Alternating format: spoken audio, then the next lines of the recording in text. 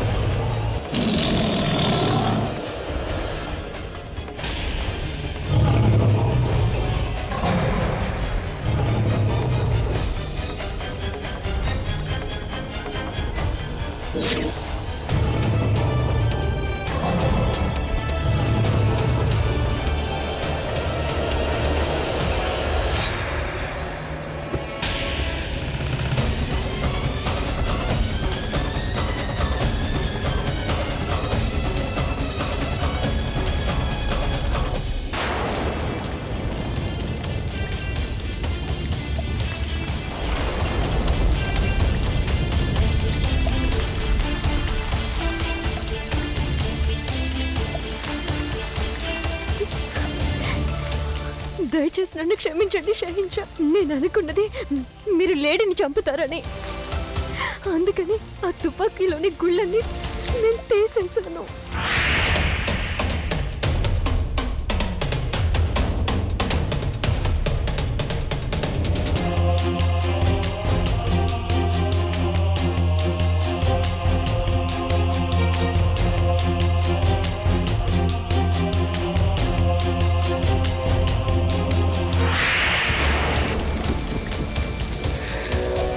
అడవికి కూడా ఒక నియమం ఉంటుంది జోధా బేగం. ఒక బలవంతుడు ఒక క్రూర మృగం నుంచి తనను రక్షించుకోవాలి అంటే ఎవరో ఒకరు మరొకరిని చంపక తప్పదు జోధా. అదొచ్చి మనల్ని చంపేలోగా దాన్ని మనం చంపి తీరాలి. ఒక చేప ఇంకో చేపను మింగగలిగితేనే తను జీవించగలుగుతుంది. భయం ఆధారంగానే బాద్షా పెత్తనం సాగుతుంది జోధా బేగం. ఆ భయమే పోతే బాద్షా కూడా పోతాడు. అలాంటి బాద్షాని చూస్తే నాకు జాలిగా ఉంటుంది షహిన్షా.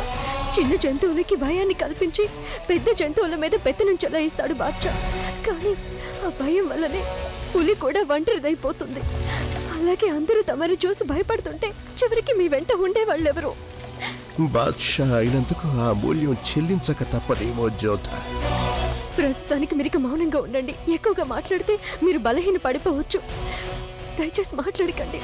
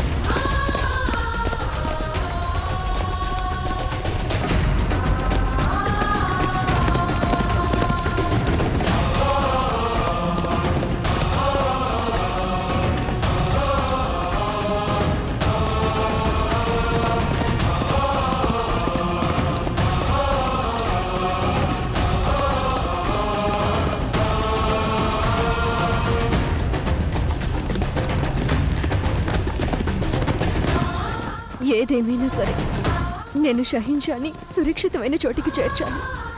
ఎలాగైనా నేను వారి ప్రాణాలు కాపాడి తీరాలి.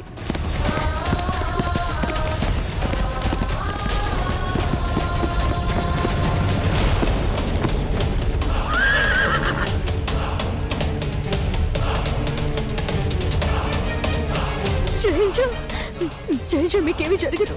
మీకేమీ కాదు.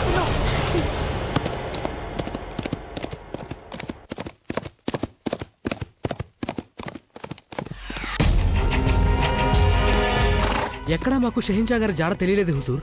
అవును హుజూర్, మేము అన్ని చోట్ల వెతికాము, కానీ షహిన్షా గారు బేగం గారు ఎక్కడా లేరు. నేను మిమ్మల్ని నా వల్ల కాలేదని చెప్పడానికి రమ్మలేదు. షహెన్షాని సురక్షితంగా తీసుకురావడానికి నాతో తీసుకొచ్చాను. త్వరగా వారిని మనం కనుక్కోవాలి. కాసేపట్లో చీకటి పడిపోతుంది. వారిని వెతకడం ఆలస్యం అవుతున్న కొద్దీ షహెన్షా గారు అలాగే జోదా బేగం గారు మరింత ఆపదలో పడచ్చు. రండి నా వెంట.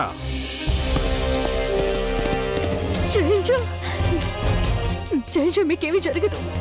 మీరు తప్పక కోలుకుంటారు. నేను మీకేమీ కానివ్వను. మీకేమీ కానివ్వను. మాకు తెలుసు జోధా బేగం, మాకు సమయం దగ్గర పడిందని మాకు తెలుసు. జోధా బేగం, మీరు అర్థం చేసుకోలేదు. మేము క్రూరముగాల్ని చంపేది అమాయక ప్రజలను కాపాడటం కోసం, మా ఆనందం కోసం కానీ కాదు. మేం తమరిని మా బేగం చేసుకునే అదృష్టం మాకు లేదు. మేము రుకయ్య బేగం మాపై ఉంచిన నమ్మకాన్ని వమ్ము కావటం చూడలేము. మా బేగంలు విధవరాళ్ళు కావటం మేము ఊహించలేము. మీరు కోలుకుంటారు. తమరికి ఏ అపాయం రాదు. ఏ ధైర్యంతో మీరు ఆ మాట అంటున్నారు జోధా బేగం? మాకు మేము చనిపోతామన్న భయం లేనే లేదు. కానీ ఎలాంటి చావు మాకిష్టం లేదు.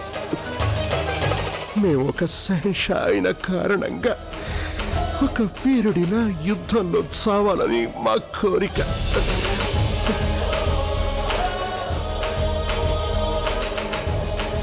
ఇక సెలవు జోధా బేగం.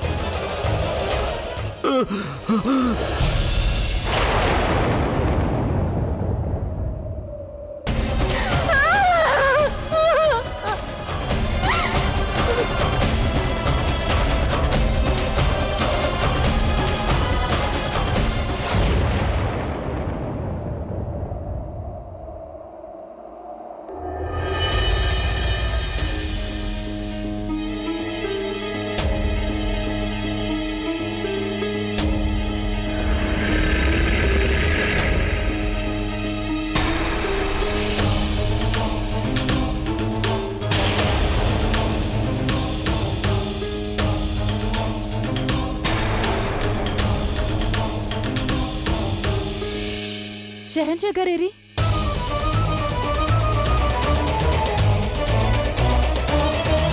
నేను అడుగుతుంది మిమ్మల్ని. జలాల్ ఎక్కడా?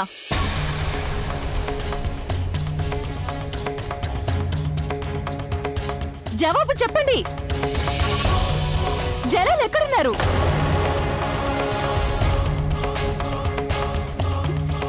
చెప్పరే, జలాల్ ఏమయ్యారు? షహిన్షా మనందరినీ ఒంటరి వాళ్ళని చేసి ఈ లోకం నుండి వెళ్ళిపోయారు.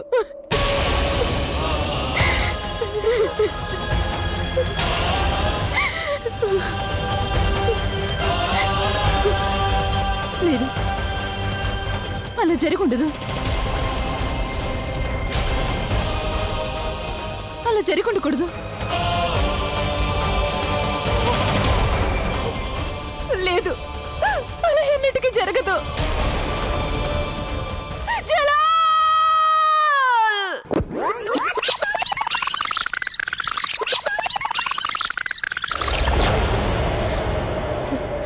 షహిన్షా, షహిన్షా కళ్ళు తెరిచి చూడండి, కళ్ళు తెరవండి. నేను మీకు ఏ ఆపద రానివ్వను. కళ్ళు తెరిచి చూడండి. నేను మీ భవిష్యత్తుని సురక్షితం చేయడానికి మీ వెంట వచ్చాను. మీ మరణానికి ఇలా ఏడవడానికి రాలేదు. షహిన్షా కళ్ళు తెరవండి. షహిన్షా, నేను మిమ్మల్ని ఇలా వెళ్ళిపోనివ్వను. షహిన్షా కళ్ళు తెరవండి.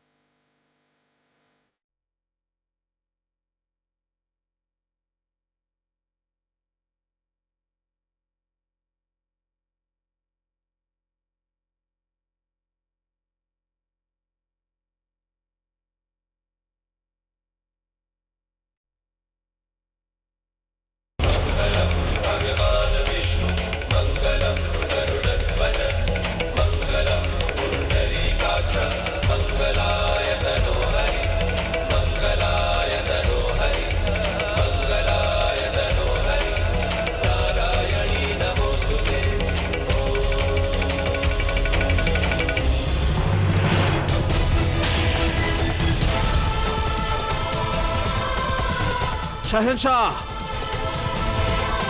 వెంటనే రాజవైద్యుడికి కబురు పెట్టండి. మనం వెంటనే బయలుదేరి వెళ్ళాలి. మన షహన్షా ఇలాంటి స్థితిలో ఉన్నట్టు ఎవరికి తెలియకూడదు, ఎవరికంట పడకూడదు. పదండి.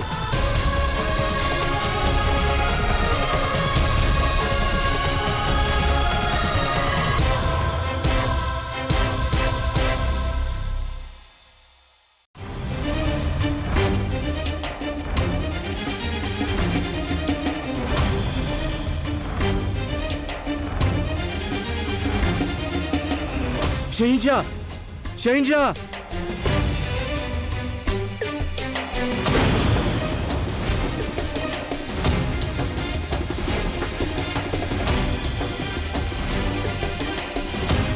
జలాల్, జలాల్, అసలేం జరిగింది జలాల్కి? తిరిగి వస్తుండగా వేటకిన బయలుదేరారు.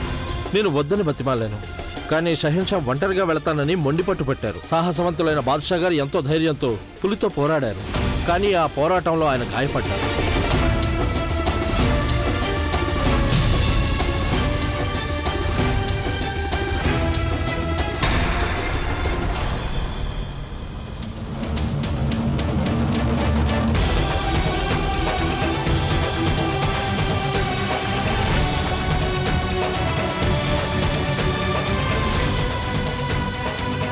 షంషుద్దీన్ గారు, పెద్ద హకీం గారిని వెనువెంటనే పిలిపించాలి. పెద్ద హకీం గారికి వెంటనే వర్తమానం పంపించండి. ఉన్న పళంగా ఆయన రమ్మన్నారని చెప్పండి. ఎక్కడున్నాడు మా జలాల్?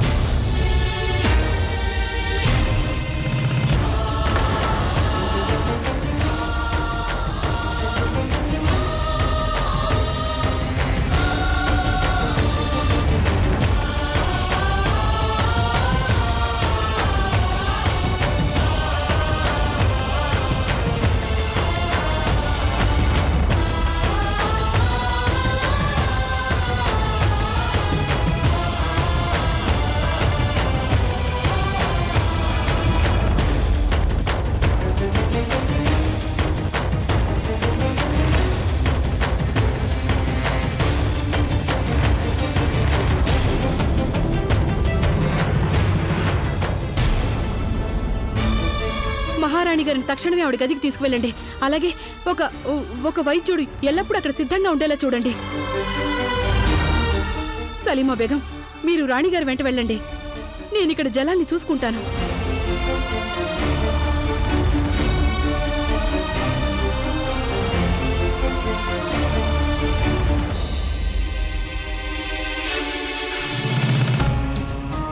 సైన్యాన్ని సిద్ధంగా ఉండమని కబురు పెట్టండి.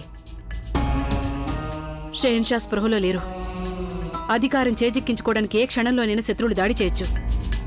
షెహన్షాకే స్పృహ వచ్చేదాకా నేను మహామంత్రినైన కారణంగా పాలనా వ్యవహారాలు చూసుకుంటాను.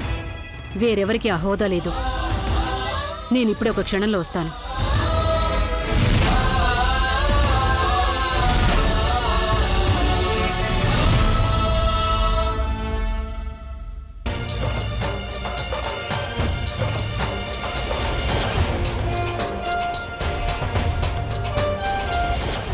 జోధా బేగం, మీరు అర్థం చేసుకోలేదు. మేము క్రూరముఖాల్ని చంపేది అమాయక ప్రజలను కాపాడటం కోసం, మా ఆనందం కోసం కానీ కాదు.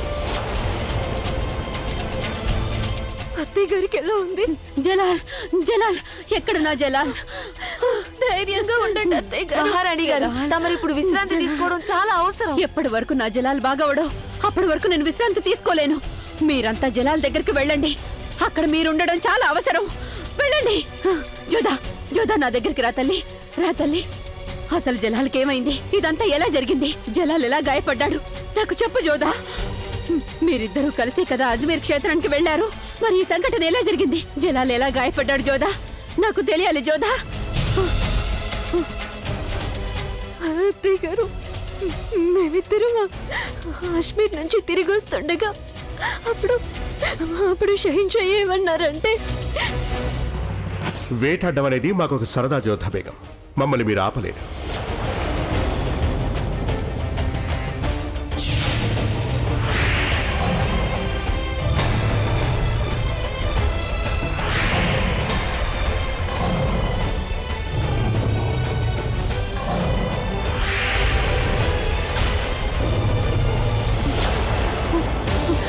లేదు, నేనిది అంగీకరించలేను జోధా. జలాల్ అలా గాయపడేవాడు కాదు. వేట అతనికి సరదా మాత్రమే కాదు, అది అతని అలవాటు కూడా. భయంకరమైన జంతువులను కూడా జలాల్ అదుపులోకి తీసుకునేవాడు. జంతువు వల్ల జలాల్ గాయపడ్డం ఎప్పటికీ జరగదు. అత్తయ్య గారు, అలా జరగడానికి కారణం నేనే. అసలు ఇదంతా నా వల్లే జరిగింది. అసలు తప్పంతా నాదే. అవునా? నేనే వారి తుపాకీలో నుంచి గుళ్ళన్నీ తీసేశాను. ఏంటి? ఎందుకు చేసావాలా? వారు ఆ తుపాకీతో అమాయక ప్రాణాన్ని చంపేస్తారనుకున్నాను. షహిన్షా గారి చేతులతో అలాంటి పాపం చేయడం నాకు ఇష్టం లేదు. అందుకే ఎంత పని చేశావు జోధా! నువ్వు చేసిన ఈ తెలివి తక్కువ పని వల్ల ఎంత అపాయం ముంచుకొస్తుందో నీకు ఏమాత్రం తెలియదు జోధా. ఒక జంతువు కోసం నువ్వు జలాల్ ప్రాణాలకే ముప్పు తెస్తావా? చూడు, జోధా తుపాకీలోంచి గుళ్ళు తీసిన సంగతి, ఆ నిజం ఈ అంతఃపురం బయట పొక్కకూడదు. ఈ బాధ్యత నీ పైనుంది. ముఖ్యంగా రుకయ్యకి సంగతి తెలియకూడదు. తను జలాల్ని పరిస్థితిలో చూడలేదు.